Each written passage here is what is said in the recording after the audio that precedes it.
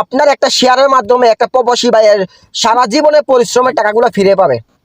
ওনার বউ এই প্রবাসী ভাইয়ের সম্পূর্ণ টাকা পয়সা নিয়ে তার বাড়িতে তার বিল্ডিংয়ের ভিতরে পরপুরুষকে বিয়ে করে এবং কি স্বামীর নামে কেস করে ওই স্বামীকে নিয়ে পরকীয়ার স্বামীকে নিয়ে ওই বাড়িতে আসে।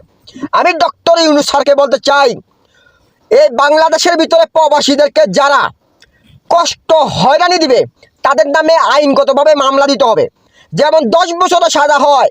একটা প্রবাসীর টাকা, একটা পরিশ্রমের টাকা, প্রতিটা শৈলের রক্তের পরিশ্রম গামের টাকা দিয়ে তৈরি করে ওই এক একটি টাকা দিয়ে সে একটা সম্পদ বাড়ি করে।